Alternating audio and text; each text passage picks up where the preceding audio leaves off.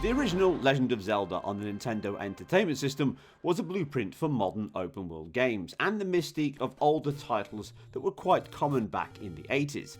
This story focus crept in much more in the superb Super Nintendo and Game Boy entries, with recent chapters being somewhere in the middle. Now Zelda is back in a new kingdom, but is this too much of a link to the past?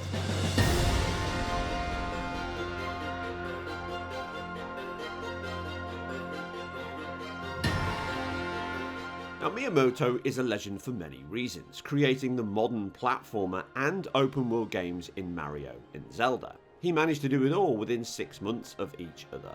But time has slowed since 1986, and we have over 6 years between the Switch's launch title in Breath of the Wild and this exquisite swan song in Tears of the Kingdom. Now, since the GameCube, Nintendo have certainly taken a step back from pushing hardware and technology to the forefront, but that doesn't mean Tears of the Kingdom isn't pushing some technology of its own, and it's certainly managed to punch heavily above its weight, even competing with current generation games in many ways in terms of physics, interaction and world building.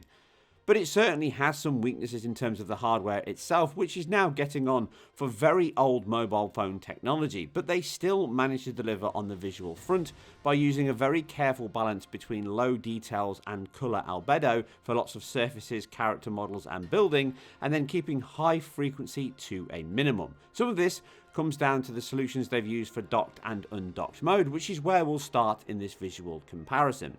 Unsurprisingly, the game uses a dynamic solution, which the previous title also did, and in docked mode we see a high of 900p and a low of 720p. It will often and quite aggressively shift between these upper and lower bounds, which stands out very quickly on a 1080p and 4K screen, and you can see examples here. As it shifts between GPU and bandwidth limitation, it has to lower the resolution. This is something that doesn't stand out anywhere near as much, if at all, on the handheld mode, which unsurprisingly is much lower. We see a high of 1280 by 720p now, which matches the screen's native output, but it drops as low often as 1024 by 576, which is exactly what you see in this shot here. So do expect a dynamically shifting title. In addition, and surprisingly, an NVIDIA powered GPU is using an AMD open source solution in FSR2 to improve that image quality further. This means in addition to the image resolution scaling, it uses an adaptive sharpening pass, which means it does help image quality in terms of textures, grass and any high frequency areas. These are improved thanks to this contrast adaptive sharpening, but there is a trade-off, as sometimes it can create more shimmer and fizzle, as you see on grass edges, which can be over-sharpened slightly using this pass with such a low resolution base. But overall, it still presents a cleaner and sharper image, and compared to Breath of the Wild, which didn't have any of this technology in use, it certainly has a sharper, clearer image overall, even if it's ultimately the same resolutions throughout.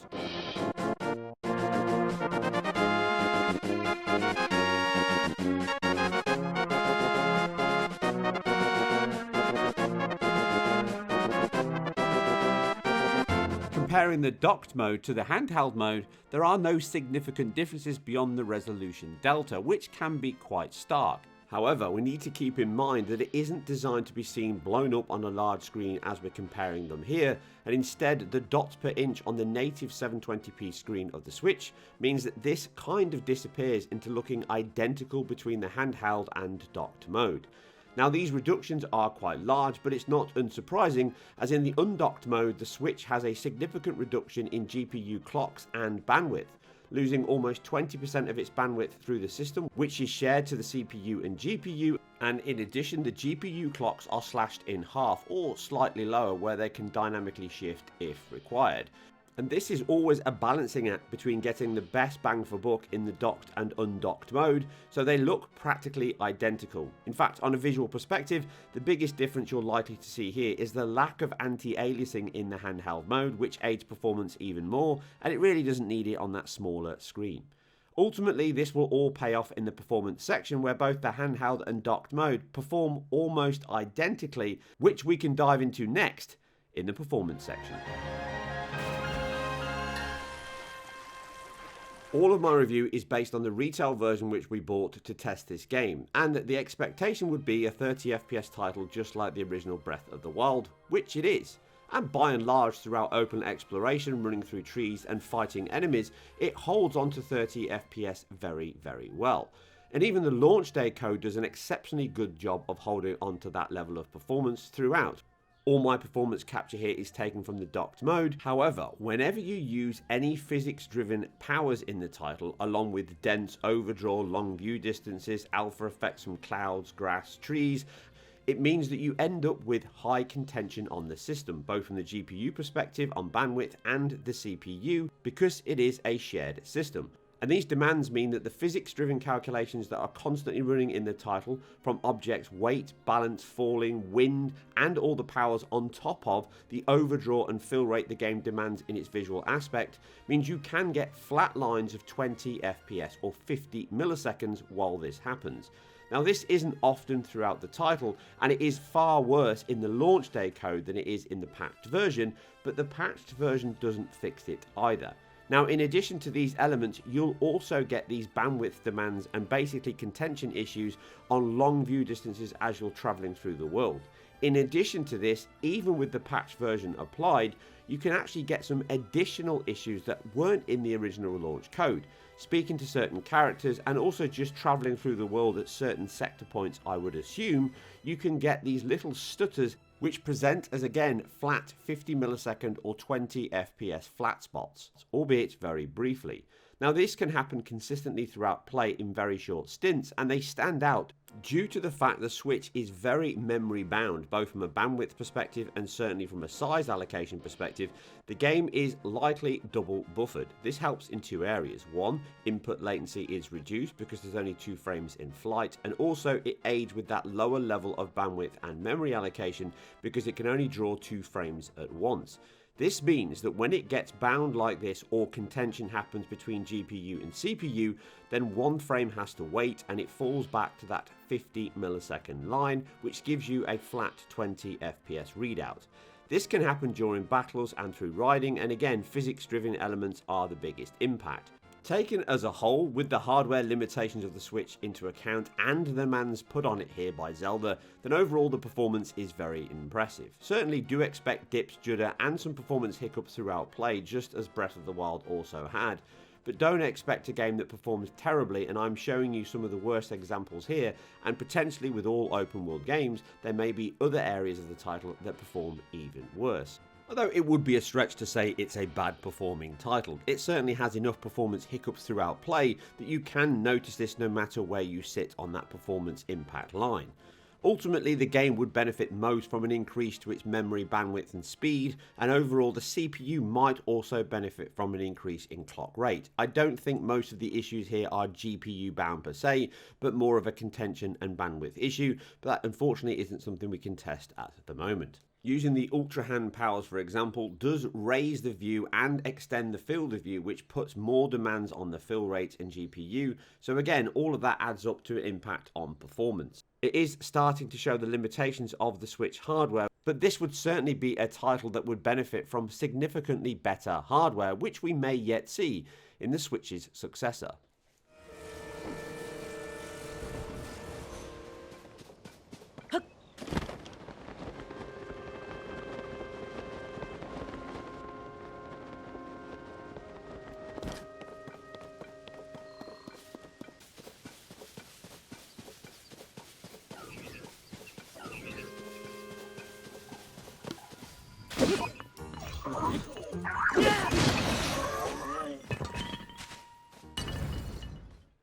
Looking back at Breath of the Wild, which was an incredibly impressive title for the Switch hardware even at the time, then comparisons to Tears of the Kingdom are possible due to the fact that Hyrule is pretty much identical in terms of build and layout as in that original release. And when I say nearly, there are some significant changes at certain points.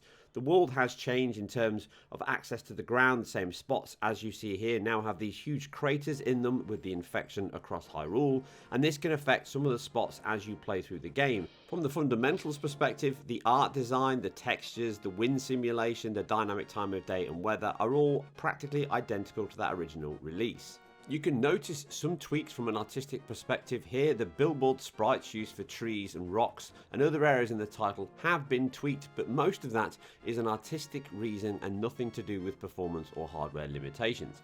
It still uses the same cel shaded technique that the original Wind Waker used, and even prior to that the excellent Jet Set radio on the Sega Dreamcast. And even in side-by-sides, you'd be hard-pushed to pick one from the other. And at certain points, you could certainly prefer Breath of the Wild to Tears of the Kingdom, but a lot of that comes down to the dynamic time of day and where that light source is sitting. Fundamentally, they're practically identical in all but small tweaks, the biggest being that improvement to image quality over FSR's 1 and that CAS sharpening pass, which although the resolutions are identical most of the time, even down to the dynamic resolution scaling system, Tears of the Kingdom is the slightly sharper and cleaner image overall due to that sharpening pass that improves the image quality. In side-by-sides at the same time of day, there has certainly been some tweaks to the lighting system, but you still get the same soft bloom off into the distance, creating a dreamlike state that works perfectly within the Zelda art style. Ultimately though, do expect some tweaks in certain areas in the title, and more of a refinement from a visual perspective than anything significant.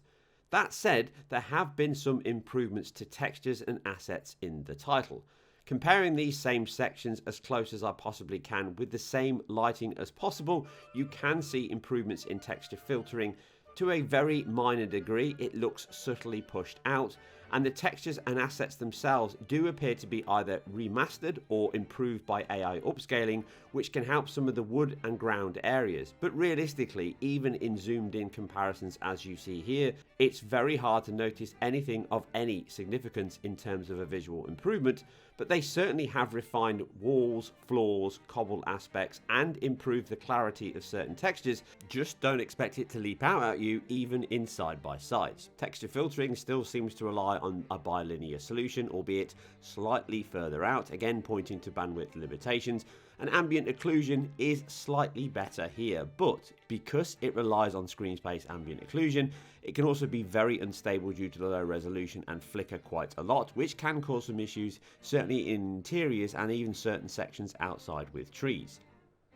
In terms of level of detail, they do a better job in balancing the world density out with billboards, and they look to have improved the geometry throughput, or at least from an artistic perspective, they're doing more with the same amount of polygons.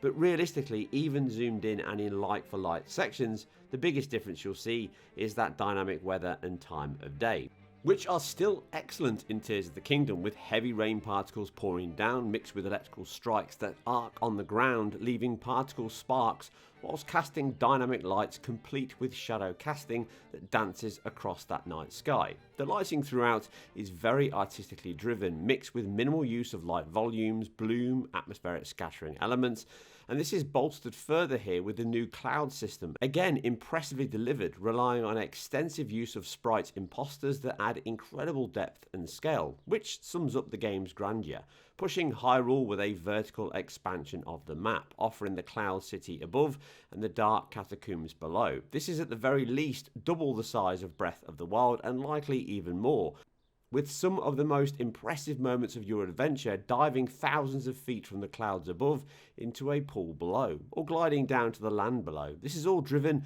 by the big technical improvements in the engine and the new powers offered.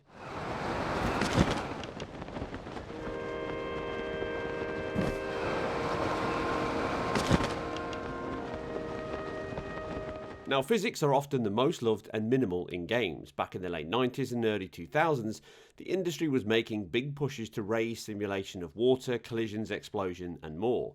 We saw standouts in Red Faction's demolition system, Half-Life and Half-Life 2's combat and puzzle system, Far Cry 2's fire propagation, and even old 8-bit games such as Thrust were built on a rocket propulsion system on the BBC Micro. Hardware limits are often the main reason pointed out as to why, but Nintendo once again ignores all those limits and delivers a game that not only uses physics throughout with its own fire propagation system, ragdoll physics, weapon and object destruction. Even more, the entire game is built on a physics engine for the Ultra Hand power, allowing you to build your own Frankenstein creations to travel across, up and through the world faster, battle with more firepower, literally, and even build your own robots and rockets.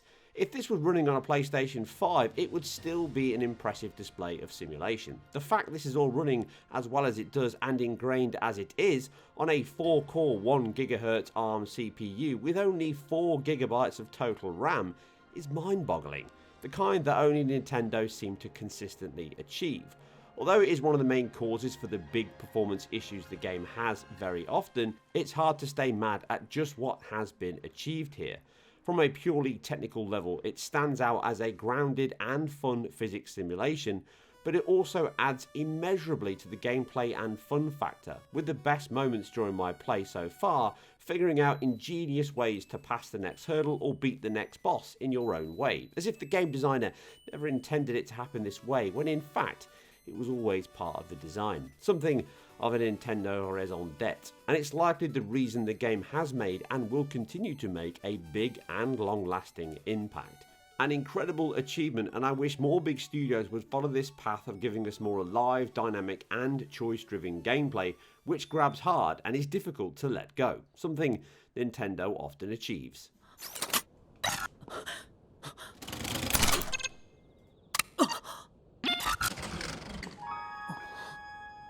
Zelda is a game that is a breath of fresh air. Being almost 100% bug-free is often a rare thing in today's patch them if you've got them approach to game releases.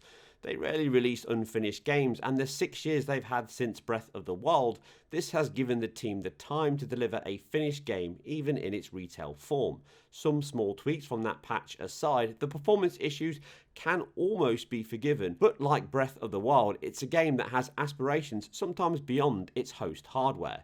The moments they do crop up can take you back to the N64 Ocarina days at times, almost, but they are never consistent and far outweighed by the quality and enjoyment it offers. Visually, it is less of a leap, and aside some refinements to IQ and other small increases, this does not impress to the same level that Breath of the Wild did upon its launch. That's not to say it's a bad looking game, quite the contrary, it's an exceptional looking game. Tears is one of the best open world games I have played due to its balance of rewarding combat and traversal system paired with exceptional technical skill that could only be achieved by a first party team with their own technology. Long may Nintendo continue to roll their own, and hopefully we can see this game spread its wings more on the Switch sequel. Tears of joy indeed. And that's it for more micro related gaming action. Remember, if you like what we do here on IGN, then keep it IGN Performance Reviews, and we'll catch you on the next one.